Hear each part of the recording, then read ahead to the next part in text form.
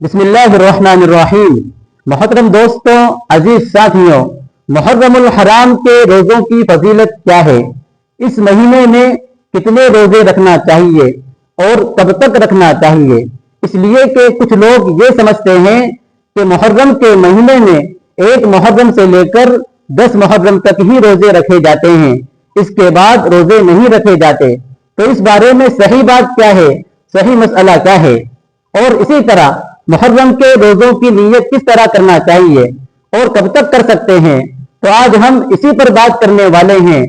آپ غور سے سنیں، سمجھیں اور ویڈیو کو آخر تک دیکھیں اور اپنے دوست احباب میں شیئر بھی کریں تاکہ ان تک ہمارا یہ پیغام پہنچے۔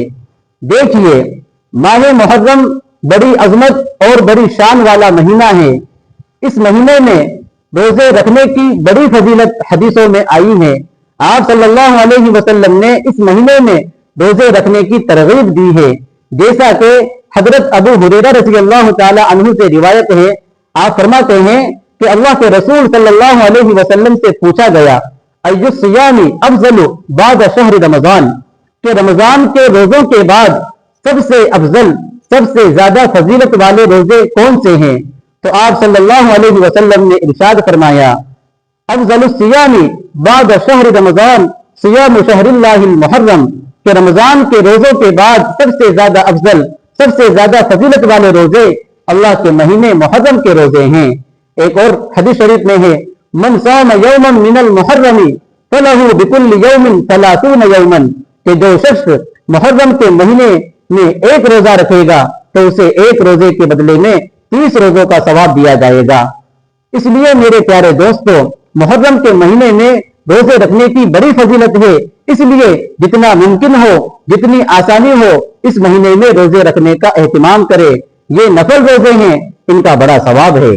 دوسری بات یہ ہے کہ محرم کے مہینے میں کتنے روزے رکھیں، تو اس بارے میں یاد رکھیں کہ محرم الحرام کا پورا مہینہ بڑی عظمت، بڑی برکت اور بڑی شان والا مہینہ ہے۔ اس پورے مہینے میں کسی بھی دن، کسی بھی تاریخ میں آپ روزہ رکھ سکتے ہیں۔ ایسی بات نہیں ہے کہ بس آپ کو 1 محرم سے لے کر 10 محرم تک ہی روزے رکھنا ہے، ایسی بات نہیں ہے، بلکہ پورے مہینے میں جس دن، جس تاریخ میں آپ کو سہولت ہو یا آپ روزہ رکھ سکتے ہو تو اس میں آپ روزہ رکھ لیں۔ تیسری بات یہ ہے کہ محرم الحرام کے روزوں کی نیت کس طرح کرنا ہے اور محرم کے روزوں کی نیت کب تک کر سکتے ہیں؟ تو اس بارے میں یاد رکھیں کہ اصل میں نیت دل کے ارادے کا نام ہے۔ اگر آپ نے دل میں نیت کر لی، دل میں ارادہ کر لیا تو یہ آپ کے لیے کافی ہے، زبان سے الفاظ کا ادا کرنا ضروری نہیں ہے۔ سب سے بہتر اور سب سے افضل تو یہ ہے کہ آپ رات میں سوتے وقت نیت کر لے، ارادہ کر لے کہ آئندہ کل میں محرم الحرام کا روزہ رکھنے والا ہوں۔ اور اگر رات میں نیت کرنا بھول جائے تو صبح سحری کے وقت نیت کر لے۔